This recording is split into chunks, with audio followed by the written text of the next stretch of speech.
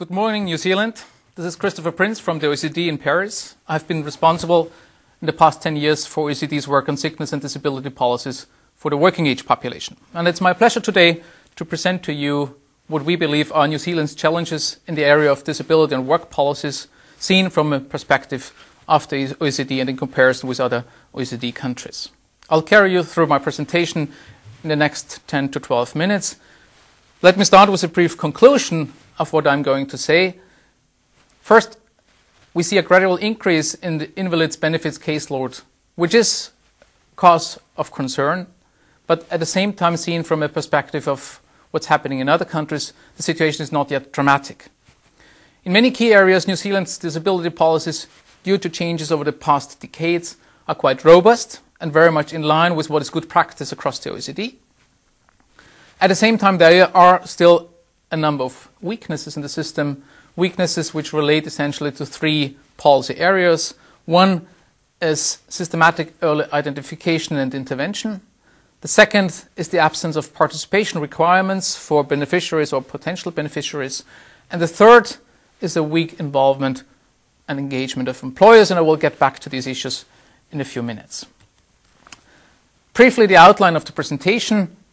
I will say a few words in the beginning on how selected key outcomes in New Zealand compare with those across the OECD.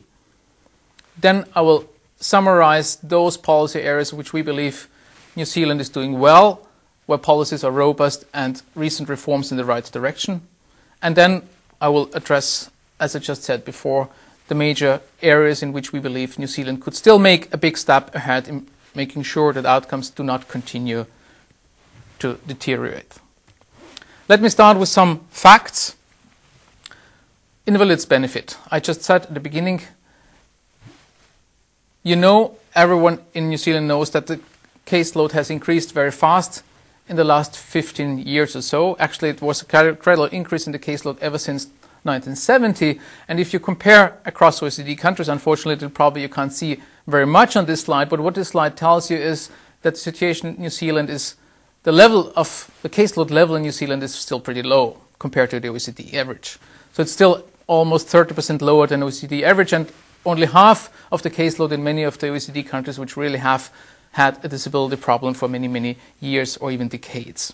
So the problem is the fast increase, but not so much the level that you observe. That said, however, there is quite a high level of the disability caseload among younger adults. If we just look at the caseload of those at the age group 20 to 34, compared in percent of the population of that same age group, we see that New Zealand actually has the sixth highest caseload in the OECD. So the conclusion obviously is that New Zealand has a slightly different age structure of its caseload compared to what is typical for the OECD, with more younger people and not so many older people, although because of pension reform in New Zealand, the caseload has actually increased most among the older workers. Now, briefly summarizing the outcomes, what New Zealand is facing is a growing problem of invalids benefit, but also sickness benefit becoming the benefit of last resort, a phenomenon that we have observed in many OECD countries for a number of years now, and a phenomenon which has to do with a number of developments. One of them is reforms of other working age benefits, of other systems, reforms that have been stricter than those to disability or invalids benefit, and which essentially implied that other working age benefits are no longer accessible for people as easily as they were before, which is one of the reasons why the not yet as far reformed disability benefit has become a benefit of last resort in many cases. The development also has to do with changes in the labor markets, in the sense that we do see a situation where people with lower productivity levels, lower health levels, actually find it very difficult to hold on to jobs or to find new jobs. And again, this is driving them into a long-term benefit, which has become more often disability benefits than other benefits. And the trend has also to do with population aging of the working age population. Otherwise, in terms of outcomes, what we do see is the inflow into invalids benefit on an annual basis is pretty much the same in New Zealand as it is on average across the OECD. Interestingly, however, the inflow into sickness benefit is higher in New Zealand than elsewhere.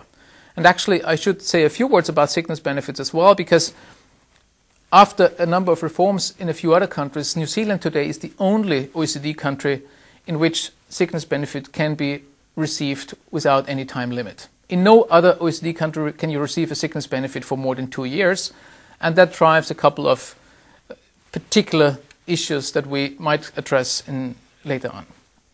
Also, in terms of the inflow into the invalid's benefit, what is also quite important in the case of New Zealand is that many people enter invalid's benefit through other working age benefits, not only sickness benefit, but also other working age benefits.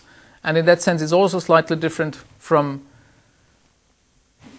let's say, the typical OECD country. So there's more move out of inactivity into invalid's benefit than in other countries where the larger proportion of those ever entering a disability benefit actually come through work directly with a certain period of sickness absence. Then again, outflows from invalid's benefit in New Zealand are as low as elsewhere. So basically what is the crucial finding all over the OECD, disability benefit is a permanent payment. There's almost no one ever leaving that payment at any stage in the future into employment. And that is a particular concern, of course, when we talk about young people who enter that benefit at age 20, 25 and might stay on such benefit for the rest of their lifetime. In terms of gender and health condition structures, New Zealand is not different from the rest of the OECD. We do see in most countries, including New Zealand, a shift to more women entering invalid's benefit and the shift towards mental health condition increasingly becoming the main cause for disability benefit use.